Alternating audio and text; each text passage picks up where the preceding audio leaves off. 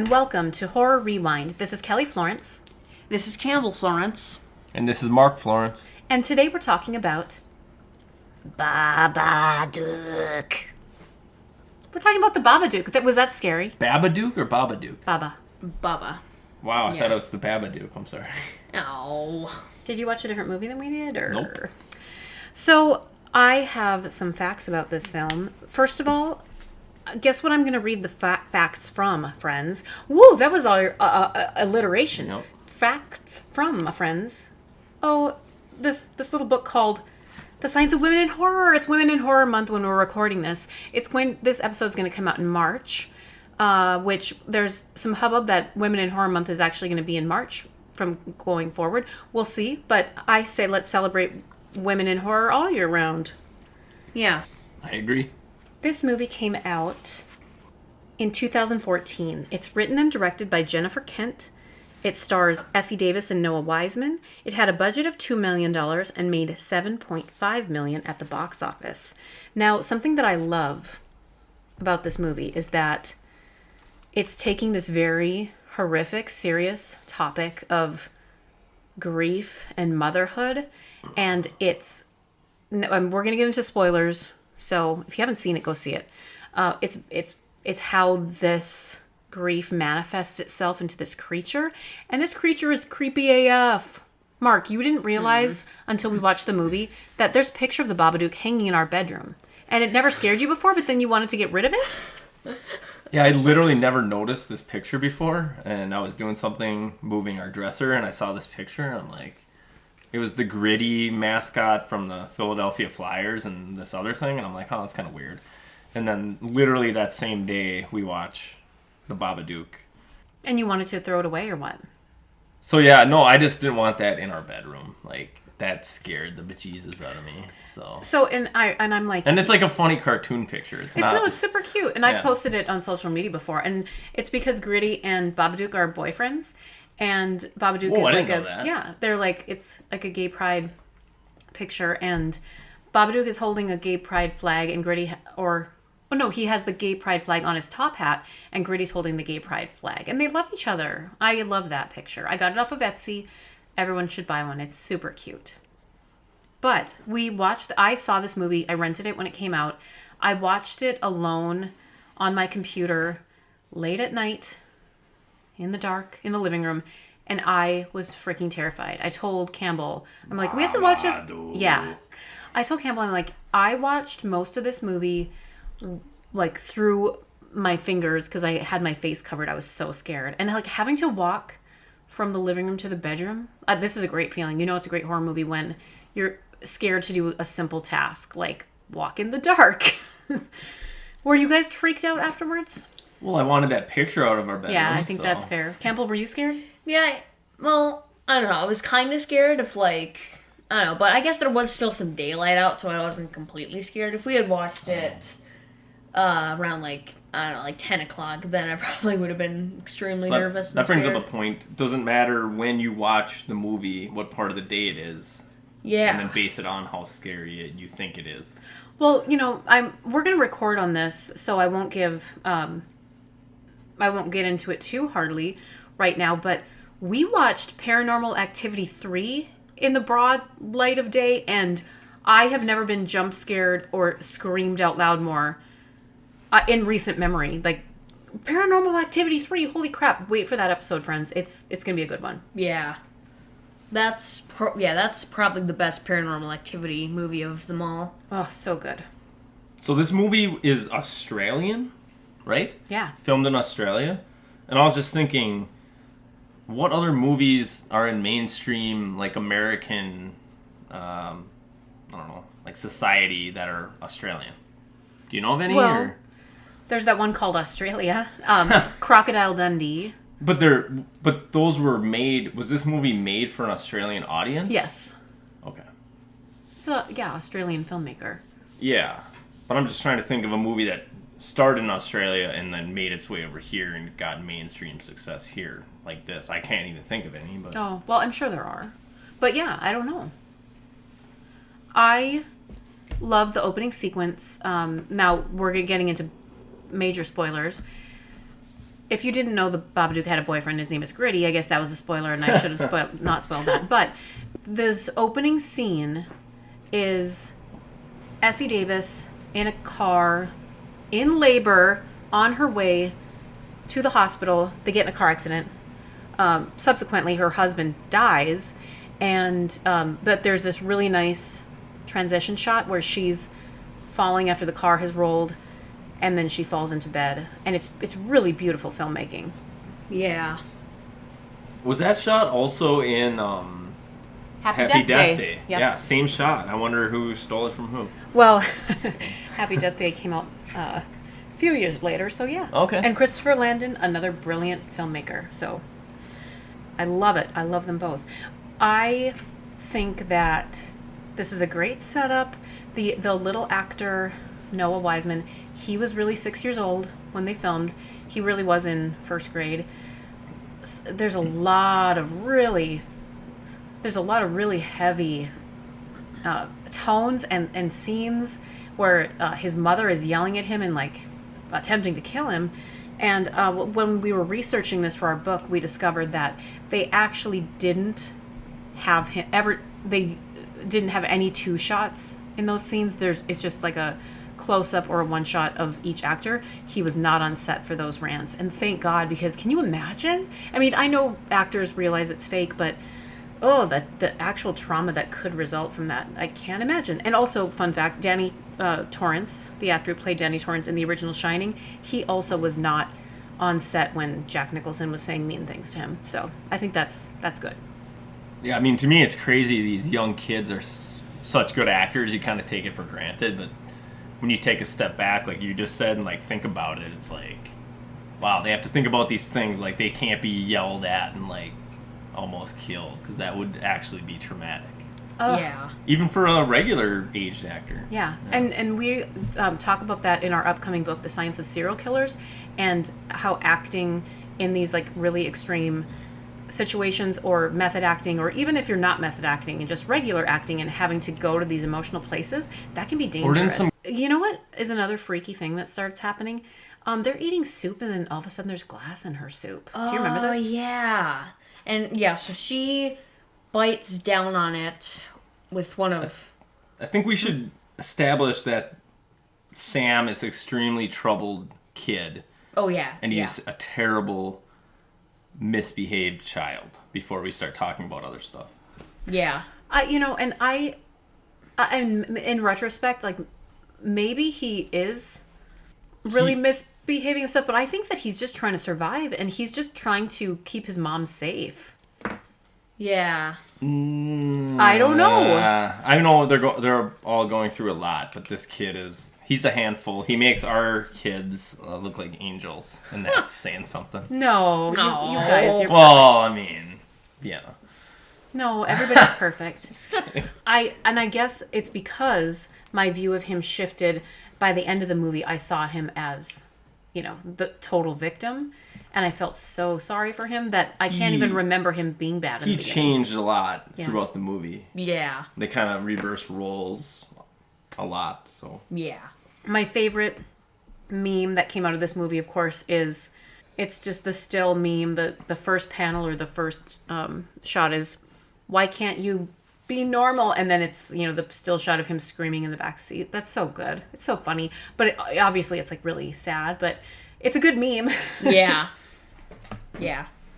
That's what I was saying about how he's just like, it's such a handful, and she's going through so much. She's just barely scraping by, and then this kid is just, she can't get a minute to herself. The kid's like on top of her, sleeping in her bed, just building all these weapons all the time. Oh yeah, he has like a trebuchet on his back. Oh. Yeah, he's got like a slingshot. Yeah, he's got like a slingshot. He's got like a trebuchet. He has like a crossbow. Yeah. Oh yeah, and speaking about this kid, he ends up getting, well, I guess not expelled, but they try.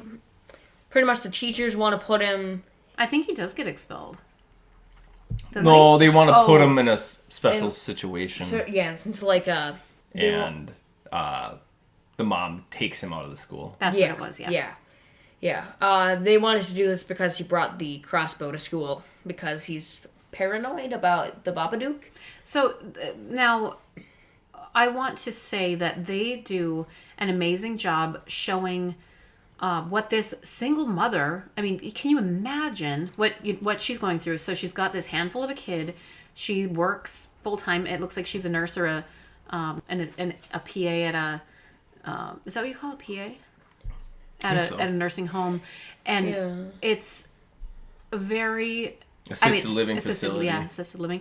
But it's so much work, and she is so tired and sad. And, like, her sister's like, you really need to get over, this death of your husband. And she's like, I am over it. I haven't said his name in, like however many 6 years. Yeah, 6 years. But actually, so what that's doing, and this is true, this is science, when you start pushing down your grief or pushing down any emotion, it's going to come out in a different way. And of course, this is the metaphor of Babadook, and they find this book. She's like, I don't know about this book. And he gets super scared. She reads it to him because it's creepy AF. How does the book come in their possession? We don't know. It just shows up. I don't know. Yeah, it just shows the kid like finds it or something. No, I mean it's just on the shelf. Yeah. Oh, okay. Yeah. It's not like it was in the in the street or anything. But shout out to Nate. Nate was one of the smart horror fans who got on this when they really had the limited edition of the the book, the recreation of the book, and he has a copy of it. Yeah, he has a copy. Yeah. So Nate, everybody wants to see it now. So take a picture after you listen to this episode. Nate, come read the book to us. No, please don't. I'm too scared. Come read it to us at 3 a.m. So, some weird things start happening. We don't actually see the Babadook for a while. Yeah. And that is building the anticipation of like, oh my God, when we first see this dude, it's going to be bad. Is the first time we see him behind the neighbor lady who has Parkinson's through the window? Yeah. But the first of the events, I believe, is what I was talking about earlier. She makes the soup for dinner, and she bites down on a piece of glass in her soup. So she goes, pretty much, what's the word, like, siphoning? Straining.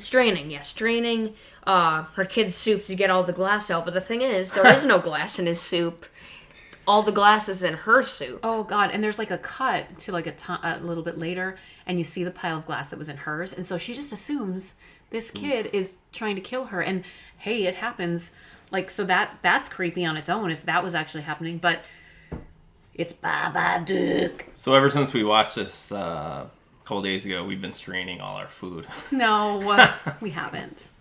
After many icky things happen, she tears up the book, she burns it, but it shows back up. And that's before she burns it. She tears it up. She cuts it up, right?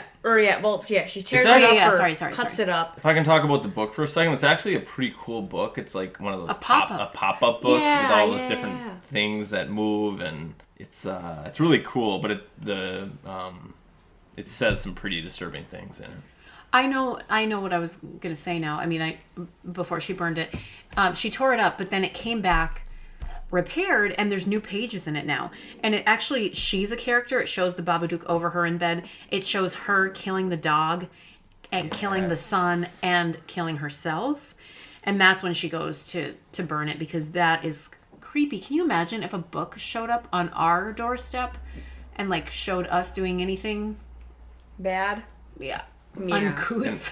And I like movies like this where it's like predicting something that's going to happen in the future that's like, there's no way that's ever going to happen. But then as the thing progresses, kind of like my Minority Report, when, I'll do a quick spoiler alert in case no one's seen it. He's like a detective who predicts crimes before they happen, but then it turns out he's going to commit like a murder. And he's like, there's no way this would ever happen, but anyway. Also, shout out to those guys we met at the Bruce Campbell drive-in thing, who like Mark did some sort of obscure Minority Report joke, and they totally got it. Because guess what? Something about precogs. Yeah, horror fans are film fans, and we love each other. Yeah, so I mean, the thought of her killing their dog, and then did it show her killing the son? Yeah, it showed her. Yeah, like stabbing. It seems so ridiculous at the time. Yeah. Like, okay. Yeah. But, so did the Babadook get mad when she cut up the book and, like, add that? Because I remember there was blank pages. Yep. And I'm like, oh, that's kind of weird. But then they were filled with that other stuff. So. Yeah. Oh yeah. Also, I don't know if I think it's before she burns the book. She gets a phone call, and the only thing that comes over the phone is Babadook, Duke, Duke, and then it hangs up. Does Babadook have an Australian accent, or is it? No. Okay.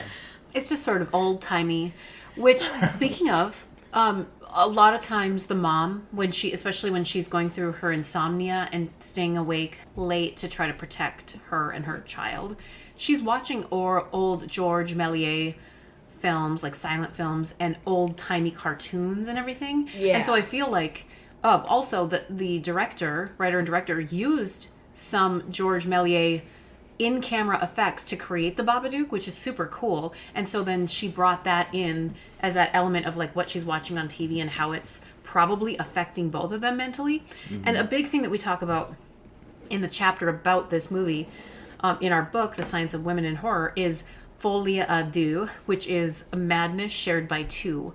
And so if they're isolated and he hasn't been going to school for a while now, and they're believing this thing is happening, it's like magical thinking. Like, you probably start to believe it. And this is a proven scientific medical condition. It's a madness that you can share. And so I bet a lot of people are experiencing folie à deux during lockdown. Is the Babadook real then, in your opinion, or is it just a figment of their imagination? I think it's a figment, but it's a metaphor for their shared grief and trauma.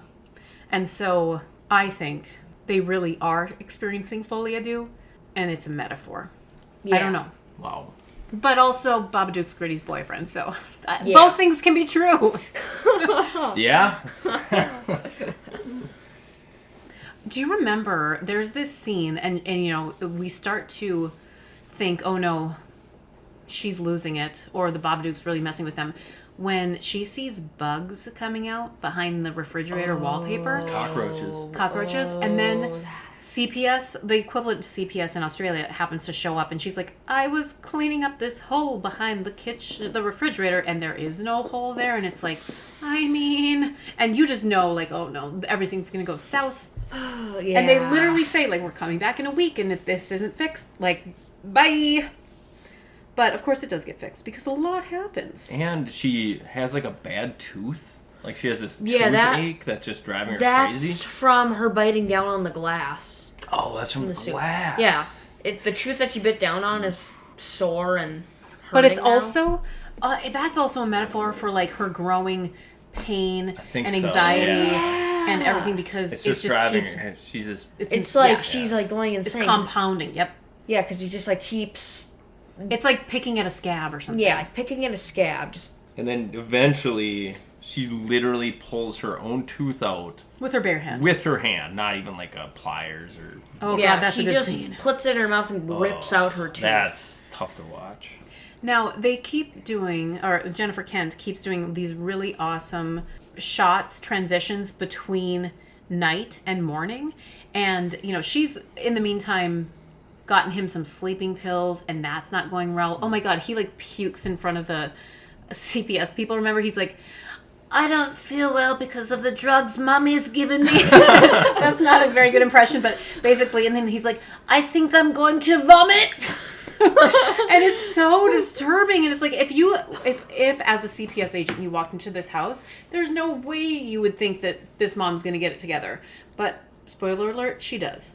And holy crap, the sound design in this movie, I would have loved to see this in the theater. Can you imagine all the Babadook sounds coming from, like, all around you? Oh, that's that. So, yeah, I wanted to say one quick thing about the tooth. The sound after she takes the tooth out and she, like, throws it on the ground is, like, to me, it was, like, the best part. It was, like, this tooth hitting, like, a ceramic floor. I just got physical goosebumps. I don't like that. Yeah, I mean, this movie, brilliant concept, beautifully shot. As we said, sound design, the acting is top notch. I'm just in awe that this movie came out, and I'm so happy that it was well received. And obviously, if you've listened this far, I hope you've seen it.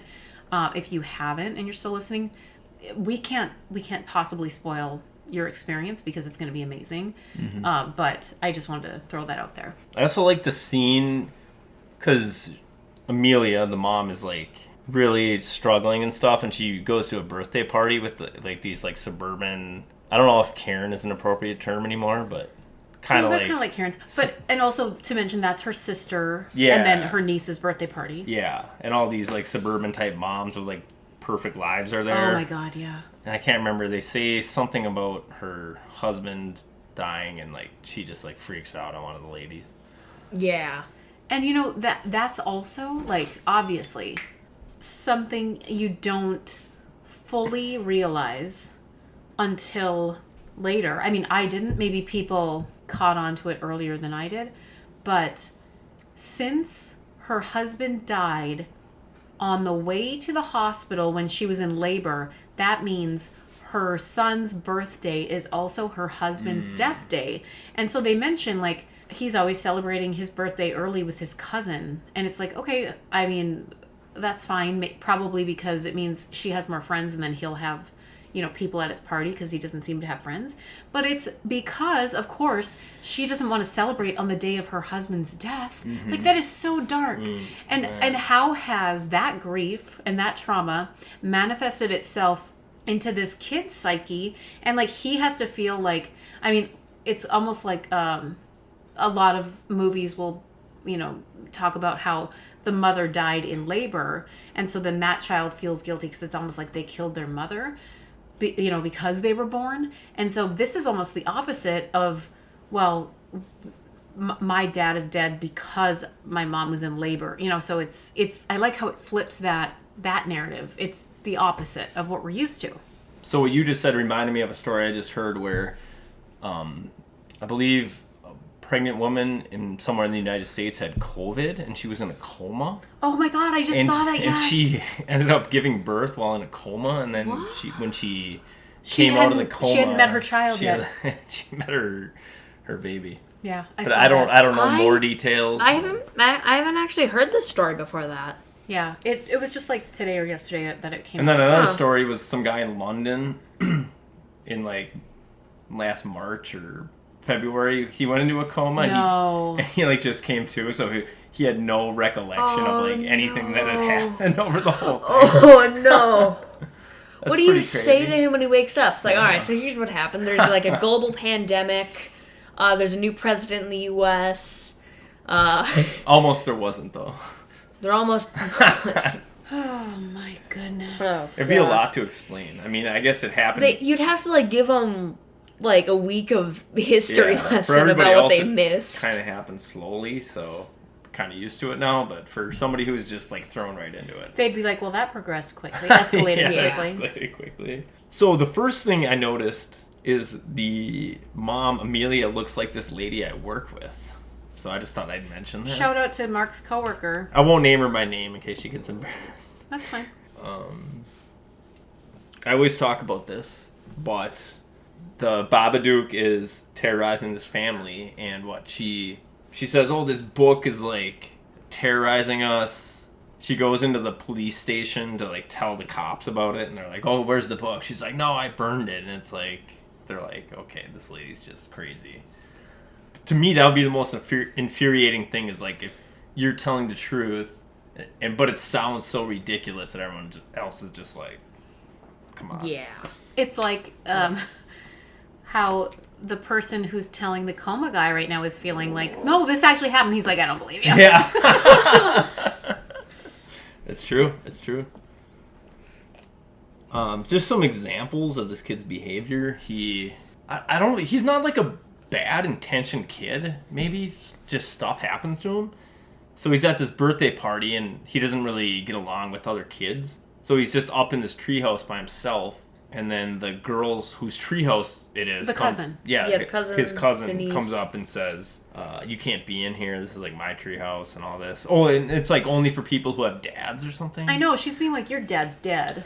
But she's standing right by the entrance. The entrance. And I don't know, it's like 10 feet off the ground or whatever. And she keeps teasing him, and eventually he gets kind of mad. He kicks her, and she falls to the ground, and then everyone's mad at him. Yeah, I think they say later in the movie that she broke her nose in 2 places, I believe. And, and so she needs to have surgery. Yeah, she needs, a surgery. Oh, yeah, and that cuts the family off from the sister because the sister doesn't want to be around them after. And so that is the only support system that this mom and son have besides their neighbor with Parkinson's. And so she doesn't have anybody. The guy she works with. Oh, Danny. Yeah, she works with a nice guy. His name's not Danny, that's just something we say.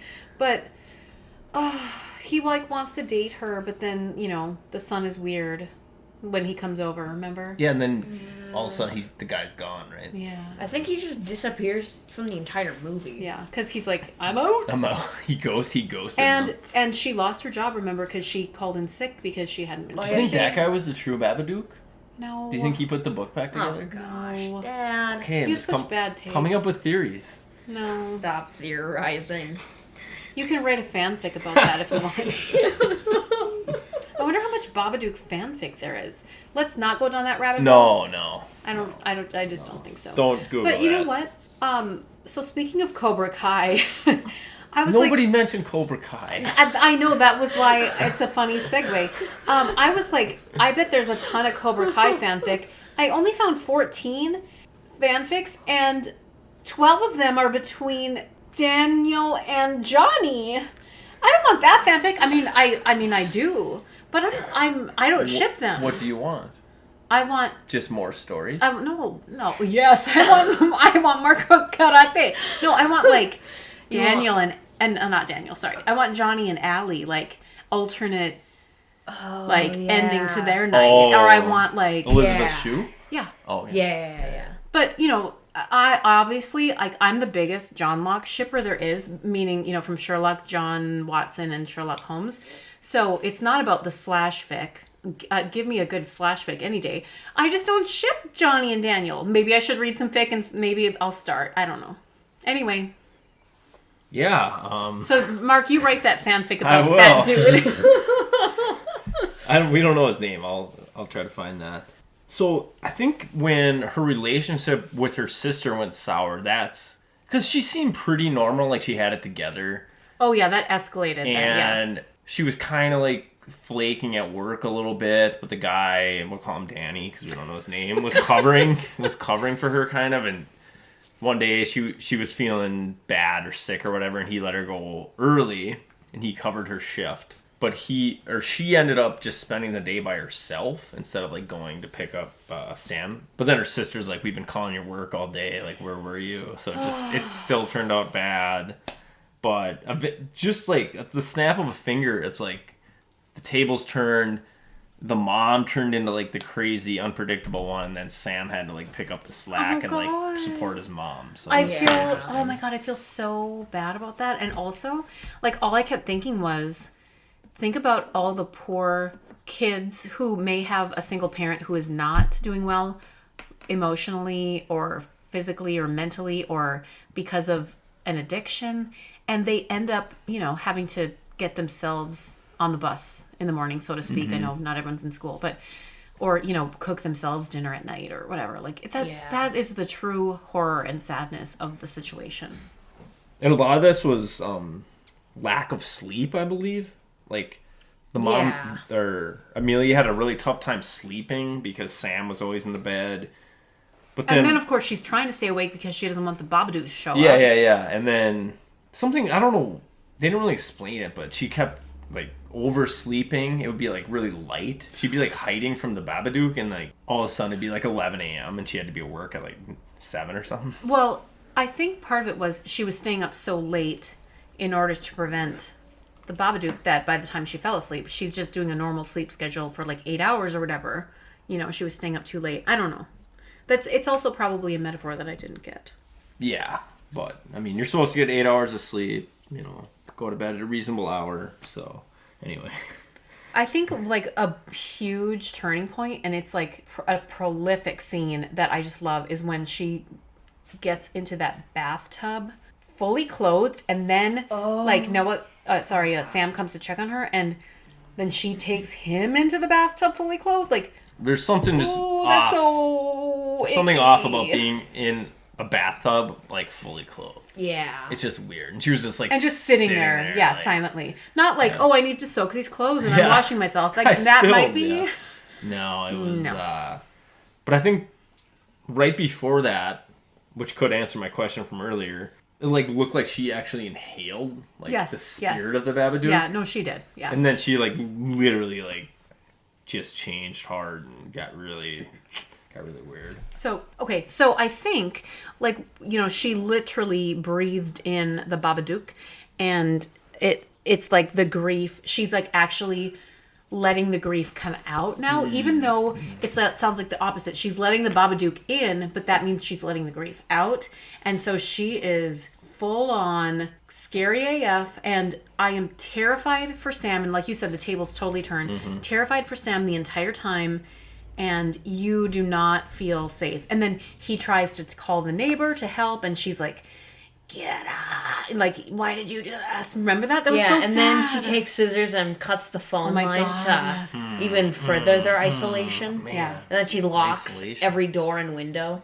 Hey, it's an isolation movie. It's another isolation movie because that's your favorite thing a to young say. kid is stuck with a crazy person. single mom who is not all there, and he can't. He has no outlets for help, so it's another they're basically on an island in the middle of a desert, in the woods, on top of a mountain. Because it's all a metaphor for grief. So yes, there you go. So, oh no, but okay, here we have to talk about the dog because at the very beginning we know that the dog is like scratching at the basement door.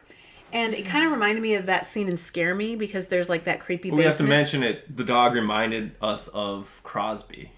Oh yeah, Crosby. He looked like Crosby if he had the hair of Bucky.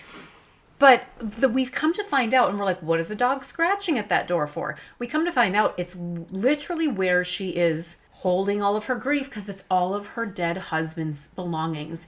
And when she finds out that Sam has been down there and messing around, she is not happy. Oh yeah. But basically, the dog is scratching at the door because the Babadook does live down there because that's where her grief lives. Yeah. Also, Sam is saying, like, I'm gonna protect my mom, Dad, and he's, like, lighting off firecrackers around his dad's guitar and stuff. And he set up his dad's clothes on the wall, like, with the hat and, like, a suit and stuff, so it looks like there's a person. It's so sad. Yeah. I mean, it's creepy, but it's also really sad. Yeah, it's creepy and sad at the same time. And then also we need to say, spoiler alert, the dog does indeed die. She does. When she freaking snaps its neck and you see the body thud on the ground, that has to be also horrific. P.S. Meg and I write screenplays, and we will never have a dog die in a movie. I promise. Because I know I always say this too, but people react way harder to, like, a dog dying than, like, a person. I know. Well, like, that's the whole thing with, like, the Don't F With Cats documentary. It's like, this guy was a serial killer, but people got pissed when he killed some cats. I mean, that was horrific as well, but they got more mad about him killing cats than they did about people. So, you know, it's true. So, oftentimes in movies, specifically horror movies, somebody's being chased, they go into a room, and there's not a lock, so they're like, how can I bar this door? So they take a chair and put it underneath the doorknob and kind of wedge it. So I was curious, does this work or not? So before we did this podcast, Campbell and myself did a very scientific experiment. I'm going to put this in our next book. It's like done. With a wooden chair, a regular wooden chair. And first I went into our bathroom, which has like it's not like a doesn't have carpeting. It's got more of like a tile floor. So I wedged it under there and told him to come in. And he could very easily get in because so Mark would have been murdered. I would have been murdered because there was nowhere to hide in there. But then I went into a different room that had a rug on the floor and wedged it, and he could not get in. And I said, Campbell, push really hard. And he said, no, I don't want to break the door. And I'm like, okay, you're right. So the moral of the story is, if you're being chased or need to lock a door with a chair, and it has carpeting, it probably will work. And so here's a real story. Are you ready for some facts? Yeah. Friends, and Mark, I know I told you this story, Campbell, I don't know if you ever heard it. My dad and I were staying at a hotel in LA. And it was the kind of hotel where your door is like public. It's not like you go enter and like a motel. No, I mean it was a hotel, but like in LA, like there's a lot of those kind of doors where they're facing outside. Yeah, it's outside. And so we got a phone call. Like we were sleeping because we were on Central Time. What time of night was it? So it was like 10 p.m. LA, but it felt like midnight to us. So we were sleeping, and our hotel phone rang, and I picked it up. And they're like, "This is the front desk. Your credit card didn't work. You need to bring $50 cash down right now." And I'm like, "No. That can't be. I know the credit card's fine." And they're like, "Nope, you need to come down right now." Meaning they were expecting me to come out with money out of my hotel room door with $50 cash. And they're like, "Well, I just want to say something really quick. $50 isn't that much." So I should have been murdered for $50? No, Is that what you're telling me? If you're willing to try to trick somebody to come out of their hotel room with money, you should probably say like $500. So anyway. No, but who would have $500 cash? That's a good point too. But people might have $50. I mean, back when this happened too, this was like a decade ago. So people carried cash more then. Anyway, I'm like, I don't think that's right. And they're like, "Well, your mom." They said something about my mom. I'm like, my mom's in Minnesota. Like, so how did you contact her? And they're like, "You need to come down right now." And I'm like, I'm going to wait till the morning. So I hung up. They called back immediately and said, "We're outside of your room with a pail filled with gas. If we're going to put it under your door and we're going to kill you." Like, what? And then someone knocked on our door. They upped the ante. No, they're like, "We're going to murder you. Like, if you don't come out with this money." And they're like, you won't be able to breathe and you're going to, whatever. And I'm like, "I'm calling the cops." And so I hung up and I called the front desk and I'm like, somebody is calling our room and saying this, because obviously it was somebody in the complex because they knocked. In the meantime, Bubba, my dad, who we call Bubba, he put the chair under with the doorknob and he peered out the drapes. I'm like, "Get away from the window." He peered out the drapes? Yes, because he wanted to see who the culprits were. Why didn't he look through the fish eye hole? No, because he had a chair in front of it. He couldn't get to it. He's only 5'5". So I'm like, "Get away from the window." I called the front desk and I said, "Somebody is doing this." And they're like, "Well, it's not us." I'm like, "Yeah, but it's got to be somebody here because someone knocked on our door." So they called the cops, LAPD, and we checked out of that hotel the next morning. They gave us all of our money back for like the 2 nights or the 4 nights that we had already prepaid for or whatever. And we went to a safer hotel that would you had to enter, through a hallway. But that was truly one of the most terrifying adrenaline rush experiences of my entire life. Also, I stayed up the entire night on guard. I was on watch. Did you ever see the people? I thought you said you saw the people. Well, maybe Bubba did? I don't remember. I thought you looked out the hole and saw people out your window, but maybe I'm just making that part up. I don't know. I may have blocked out some of it too because, like I said, this was one of the most traumatic experiences of my life. Wait, what year did this happen? 2011 or 12. Wait, this was 11 or 12? Yeah. You were born. Yeah. I was on a trip with Bubba. I never knew this. I know. Well, I mean, why would I tell you? Campbell, happy 3rd birthday. Guess what happened? No. It was very traumatic. So I'm just saying, the chair on the door thing, I have actually had to use it at one point in my life. And there was somebody out there because they knocked on our door and our window. Oh, boy. They wanted $50. Yeah, they did want $50. But at the same time, I'm not willing to die over that. No. Mark? No, I'm not saying that. I'm just saying criminals have to be... They have to look at the bigger picture and try to get more money. Oh boy. So was this hotel? So you're siding with the criminals? No. Was this hotel nicer than the Knights Inn in Columbus, Ohio? It actually was. So. Okay. I mean, it was. It was like a chain. It was like a Nights Nights In. Okay, but no, this was like a Ramada or something. Okay. I mean, I probably like wrote it down in a diary or something. I could look it up. I'm not going to though. I don't need to call out like the hotel where I almost got murdered. It's fine. All I'm gonna say is before you stay in a hotel, you should always like read the reviews. Oh, I agree 1,000%. Even if it's a cheap hotel could be good, but always read the reviews because those are very telling. And you know what? Back in the day, and that's the Nights In story also. Back in the day, it's like, let's just get the cheapest hotel possible. But now, like, you know what? I'll pay a little more so that I don't get murdered. Yeah. Yes. Imagine, like, going through the reviews of it and just, like, find a 1-star review saying some guy, like, knocked on my door and threatened to pour gasoline in if we didn't give him $50. Maybe, you know what? Maybe I wrote that review. I don't know. But what if that's an isolated incident and that only happened once and it's, like, a really good hotel? I don't know. Probably not. Let's get back to the Babadook. To the Babadook. Yeah. Babadook. So, are you sure it wasn't the Babadook outside of your door?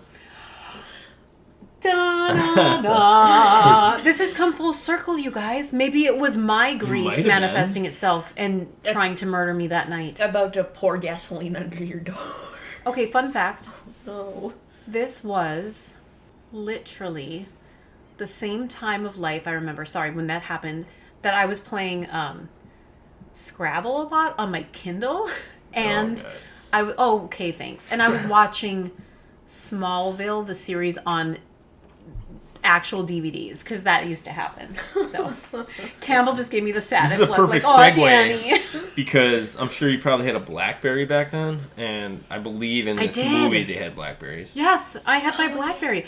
See, it is a perfect segue. Yeah. Wow. Well, what are we going to say about the BlackBerry? I freaking loved it. That was a phone. No, I miss my BlackBerry because I liked the physical feeling of the keys. See, so what Apple found out is that you want the whole screen, and that thing took up a lot of screen. I know, that's the problem. Because you can have the keyboard when you want the keyboard, and then not when you just want to watch something. But no, BlackBerries were sweet. So yeah. How do you know? Yeah, Campbell, jeez. Back to the plot of the Babadook. Why did you put that in air quotes? I don't think you know how to use air quotes correctly. So Sam, in the beginning of the movie, he has all these like makeshift weapons, and I'm like, that's gonna come into play later, and it did, because he ended up attacking. Was it the Babadook or his mom? It's his. Well, the Babadook has possessed the mom. Yeah. So he used them against his mom, mom has the Babadook when she was going to kill him. That's what I love. I think good writing, like, they knew how to pepper in the stuff in the end. So, like, they knew the ending and then they, like, or they figured it out and went back and, like, peppered it in. Yeah, like when they throw in little things at the beginning that you don't think really matter, but, like, in the end they do. Because when he was trying to get away from his mom, instead of, like, running out of the house, he, like, went downstairs. But he had all these, like, traps set up. Oh, yeah. So I think I said it was kind of like Home Alone. But yeah, he had, like, a tripwire on the stairs and stuff. Yeah, he had, like... Another thing I want to mention is... Because the Babadook was invisible a lot of the time. Yeah. But you could see what the Babadook was doing. So, like, fighting against this invisible enemy is really scary, in my opinion. Yeah, it's kind of like the Invisible Man. Yes. Yeah. Wait, when we do that, I think we need to pinky swear and then make a wish, right? Or you need to say buy a Coke or something. Jinx. Yeah, so make a wish. I don't know. Whatever. Sorry, because we said it at the same time. Yeah. Your wish should be, I hope the Babadook doesn't kill me. Oh, no. Yeah, it reminds me of that because there's a scene where... I don't remember the main character's name, but she's fighting against... Amelia? No, in The Invisible Man. Oh, wow. Elizabeth Moss? Yeah, but she's fighting against her husband. Yeah, her husband. Who is also... remember from Bly Manor and Hill House. Oh, yeah. Yeah. And that's a really like cool scene because she's just like getting thrown around and like beat up, but you can't see what's happening. And I love like that we learned how they filmed that it really was a guy in like a green suit, and so it was it was practical effects, so to speak. I know it's using technology, but it wasn't like, well, so he was actually like throwing stuff and doing stuff. Yeah. Okay. And he was actually like physically fighting with her. That's why it looked so real, because it was. I like that, because it's like you don't know where they are, and all of a sudden they hit you, and so good. Yeah. And the mom, Amelia, near the end, it actually reminded me of The Exorcist. She was like possessed by the Babadook. She was acting really strange. And Wait, have you seen The Exorcist? Yeah. Mark? Isn't this some information I might want to know? I think I watched it with you like a couple times. No, you haven't. Yeah. Really? You watched Evil with me, that TV series that I love. I've never watched The Exorcist with you. I think you're Wait, wrong. Is this your other wife or your other girlfriend? It must be my other girlfriend. Wow. No, we've never watched that movie together. Who did I watch The Babadook with? You or... Oh my god. Well, we have, Kelly. We totally have. Have you seen it, Campbell? No. Ooh. I don't believe I have.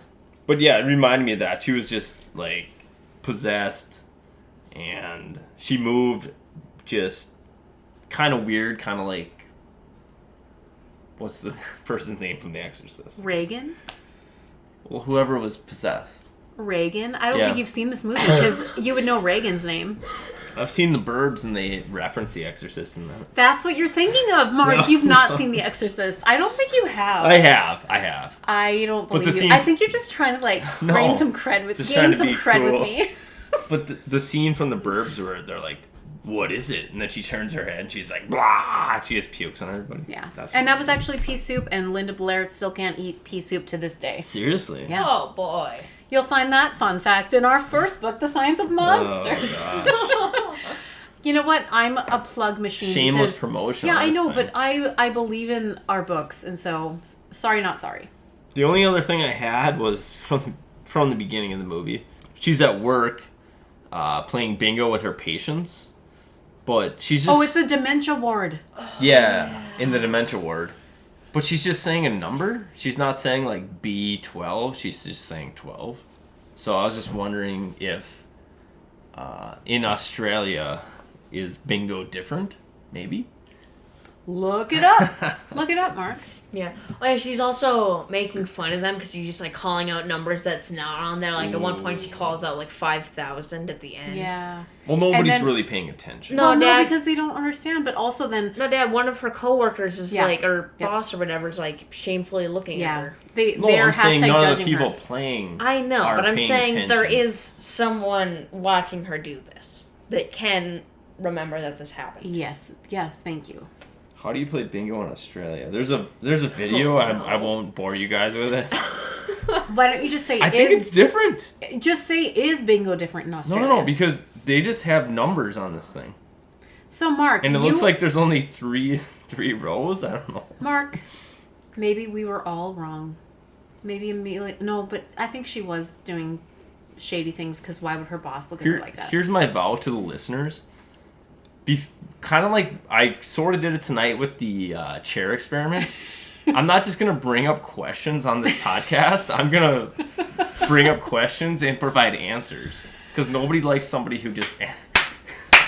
Nobody likes somebody who just asks questions without solutions. It's not... Yeah. That's not helpful. Because it's... That's not helping especially anybody. In your work life, do not bring me problems, bring me solutions. Right? Wow! Yes. That's what I do in my work life. Wow. Good job, Mark. We're really proud of you. In the future, I will not ask open-ended questions. I will come with solutions unless I'm too lazy. Oh boy. Listen, friends. We need to rank this movie on a scale of 0 to 10. 0 being you hated it, 10 being you think it's a perfect movie. What's our scale?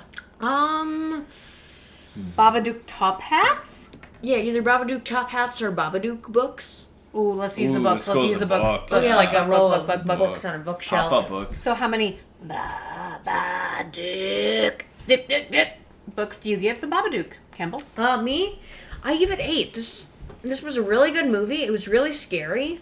I suppose in the beginning it takes a little while to wind up, but when stuff starts happening, it really delivers.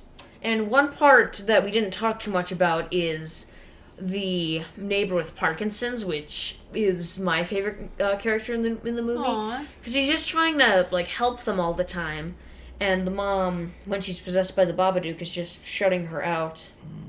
And also, like, shout out to my dad, who has Parkinson's, Bubba, the guy who put the chair against the door. The Babadook. Aw. He has Parkinson's, and it is a terrible disease, and if you can donate to the Parkinson's Foundation, the Michael J. Fox led charity, do that, the nonprofit, because it does rob people of their lives. And so, yes, shout out to that. Mark, how many Babadook books do you give the Babadook? I'm going to give it 9 Babadook books. I'm going to give a shout out to my favorite radio show, the Publisher Morning Show on KFAN 100.3 out of the Twin Cities in Minnesota, because Meat Sauce always tells like ghost stories. Like, you're never going to believe it, last night there was shadow people in my apartment. But I think he always says the Babadook's in his apartment. So now you get the reference. Yeah, no, I finally understand that he believes the Babadook is in his apartment. During his ghost stories, his girlfriend is always asleep. So there's no other... convenient. There's never any other witnesses. And most of his stories are pretty much a complete waste of time, but that's why they're funny. Okay, so also I will interject here and just say I am open to believing in ghosts. I have not had any ghost experiences. So, I mean, this is not an invitation to the spirits to visit me, please, but, you know, I have not experienced anything. Does that include Luke Hofdahl's favorite band, Ghost? No, I have not had any of those ghost experiences either. So shout out to Meg's husband, Luke. Hey, wait, I'm going to rank it, and then I'm going to throw it to Meg. So I'm giving Babadook 10 out of 10. I think it's a perfect movie, and you should watch it, friends. Meg, like, tell us Luke's favorite ghost song, but also what have you been reading lately?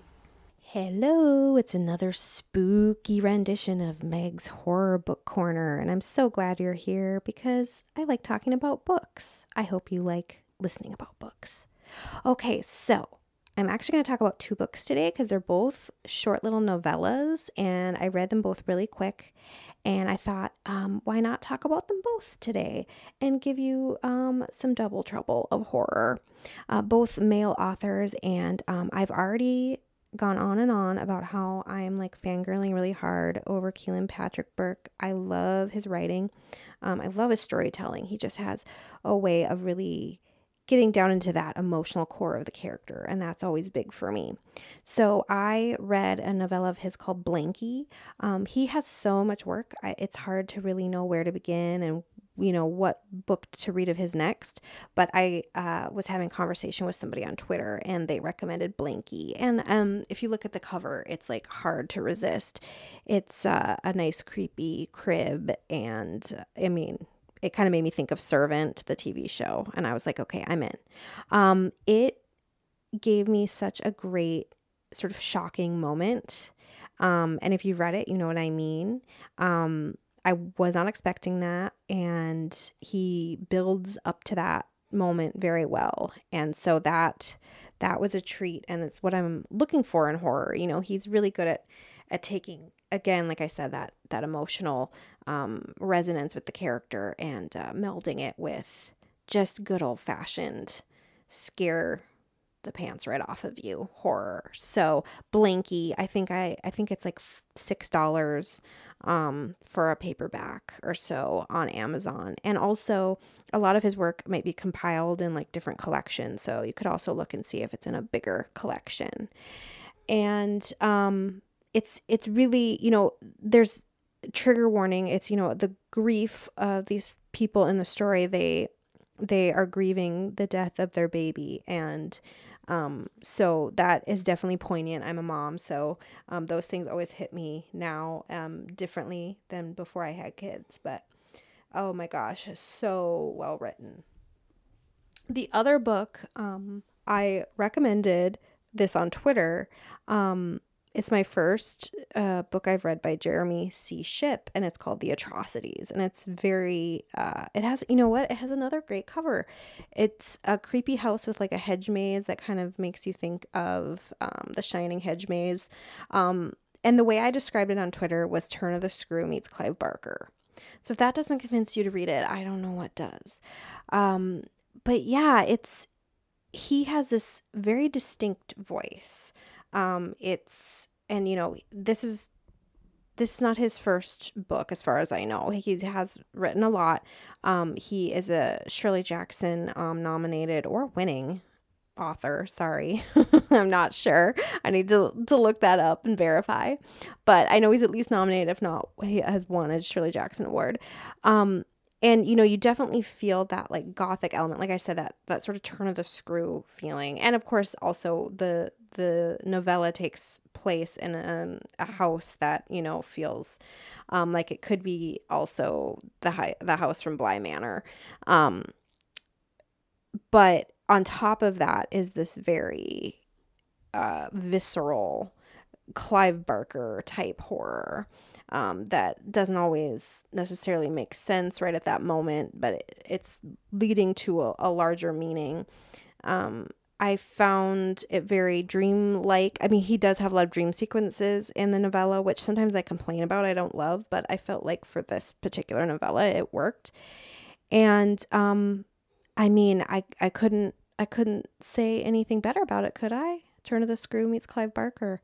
And this is an author I definitely am going to be pursuing more. You can tell as I'm doing these little book corners for Horror Rewind that I just keep buying books.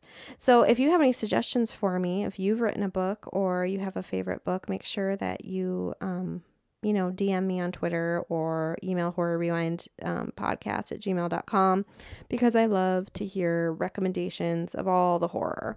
And there's just something about reading horror. Yes, I love watching movies, but reading it, sometimes it just can really unnerve you and bring you down deep into that dark world that we love so much. So give these two authors a try, especially if you like shorter reads.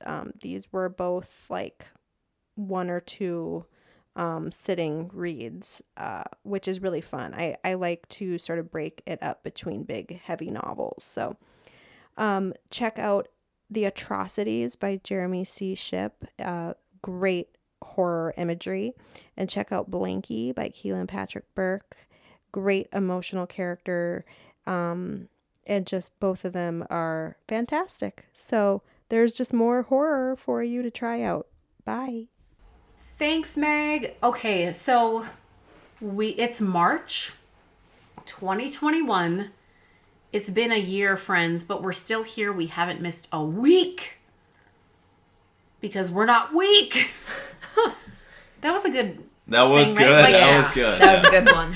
Oh, but also like if you have missed a week, it's okay, and like take care of yourself because mental health comes first. So since this movie is Australian, there's a thing they do in Australia. I think this is a thing.